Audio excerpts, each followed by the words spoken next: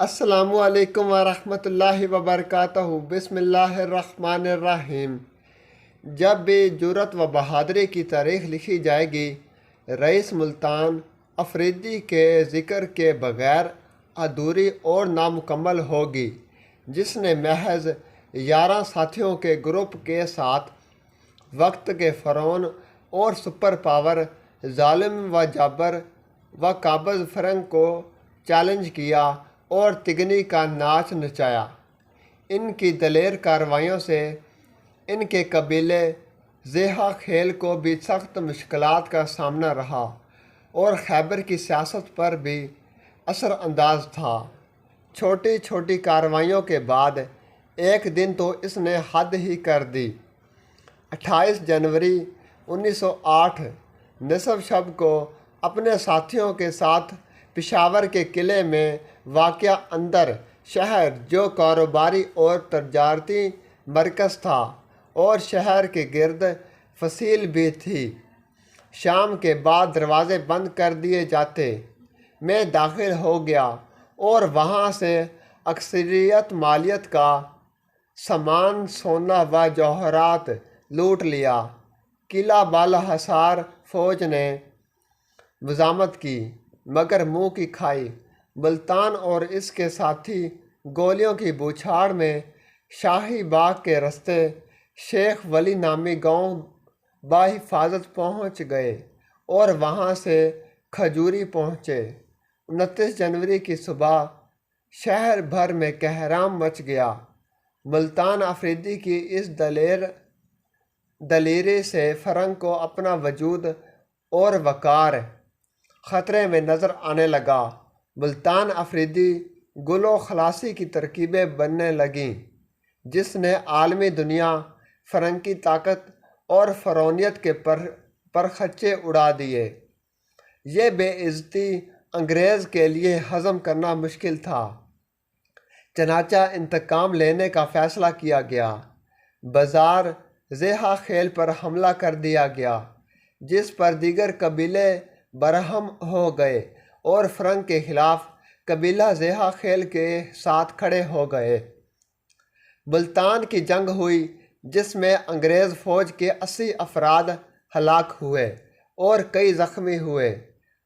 8 افریدی جان باز بھی اپنی مٹی کی حرمت پر قربان ہو گئے۔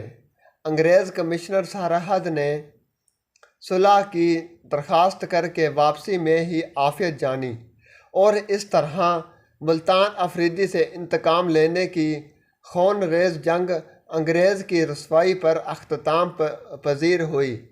اس جنگ سے ملتان افریدی انتقام و دشمنی کی آگ میں مزید بھڑک اٹھی اور اس طرح انگریز فوج اور پولیس کے خلاف کارروائیاں جاری رہیں۔ فرنگ جب اسے طاقت سے زیر نہ کر سکا تو غدار ڈھونڈنے اور مال و زر کی بارش کا فیصلہ ہوا۔ سر کی قیمت 20,000 روپے، جو موجودہ وقت کے 2 کروڑ کے برابر تھے۔ ملتان افریدی اپنی نشانہ بازی کی مہارت پر کچھ عرصہ تک انگریز فوج میں بھی رہے، پھر معلوم نہیں خود نکلے کہ نکال دیے گئے، اور خود کہتا تھا کہ اگر بھینس کو دکھ دینا ہو تو اس کے کٹے کو چھیڑو۔ ملتان میں عوام میں ملتان کے نام سے شہرت پانے والے ملتان افریدی انتہا درجے کے سخی اور غریب پرو تھے۔